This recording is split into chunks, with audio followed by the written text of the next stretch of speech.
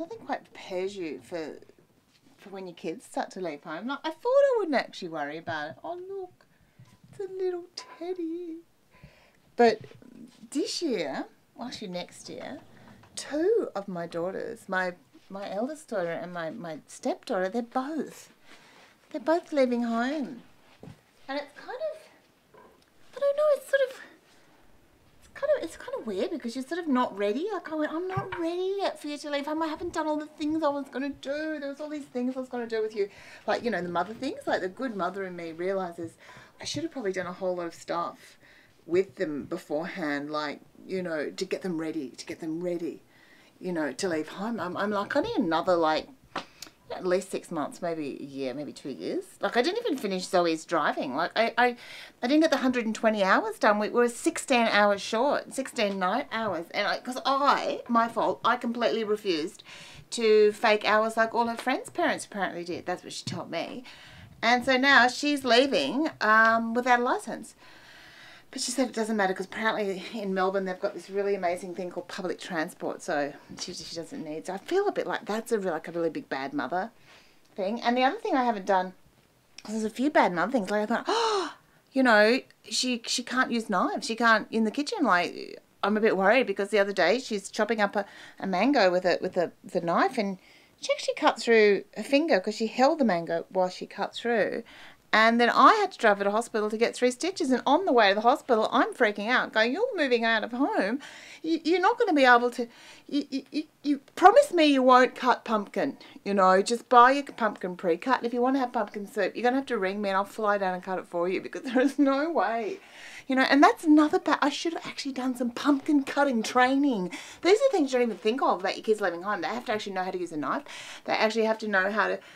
I don't know, they have to know how to do stuff. Like I'm going, how are you going to know how to get stains out? Like, I don't think I've taught them how to get stains out. Like, and I'm going, like, whatever you do, don't touch a stain until you Google first, because otherwise you'll set it, and then you just got to throw the thing out. So that is really important.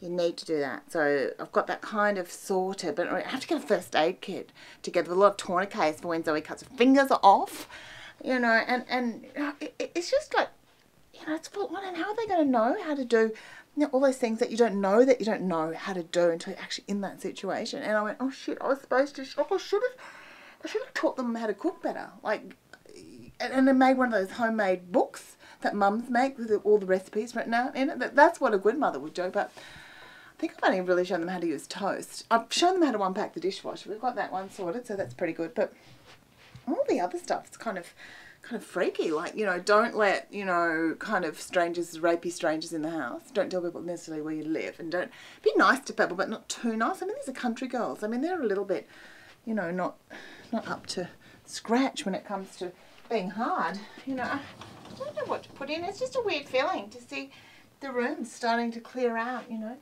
into boxes. I don't know what she's going to take out of there.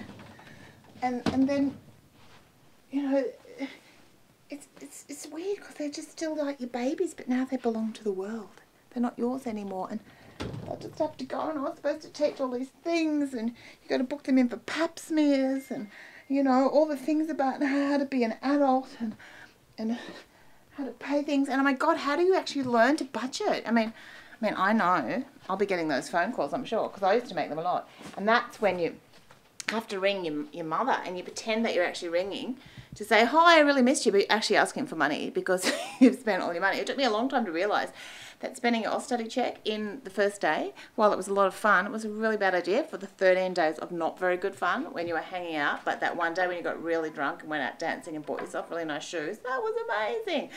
I had to explain to them, I started just having this conversation about budgeting, saying, you know, budgeting is really hard. Like, you don't know when you live with your mum and dad because they pay for everything. So when you have to actually budget, budgeting isn't fun. It's like boring. You have to go, oh, I can't go anywhere. I just have to stay here because I just got a banana and that's all I can actually afford. You know, but, you know, you can't just have the guy from eBay coming over every other day with presents, and you can't, you know, be drinking vodka, and, you know, and I shouldn't have been telling this while they were drinking vodka, opening stuff from eBay, because I don't think they were paying any attention at all. So I suppose I'll be getting those phone calls. So I don't know, it's quite a painful process. It's really a bit painful, really, having them all go, like 2 go at the same time. I'm going to, it's like birth again. I'm going to need like some sort of drug like pethidine, you know. Maybe just gas, just to help me through. Although, you know, and I don't know whether to keep the rooms, like when they've gone, like what's the protocol? Like how long do you keep the room without looking like a really creepy mum? Like one of those mums that just keeps the room like this weird shrine, waiting for the children, like just like a moment like that just signifies the day the childhood stopped. Like the job's done. I mean, no matter what happens, it's all done now. You've done what you did. Game's up. They're off. I went, God, how long? Or do you just take it out? Is it bad if they come home and you've completely moved their bed out and changed their room and go, oh, sorry, it's not your room anymore? Actually, I had this really good idea. Because it's all about reframing and how you see things. And I know that sometimes it's sad to see kids go, and I'm feeling really sad. But on the other hand, you know, tomorrow's, you know, well, today's empty rooms for my kids leaving, the empty nest, could be tomorrow's Airbnb. I wonder if they'll move out before Christmas, because I reckon I'd get more money. That'd be good. I might just pack some more stuff. I mean, if they're going anyway. They might as well go a bit early. Yeah. Fuck them. You know, they're leaving me.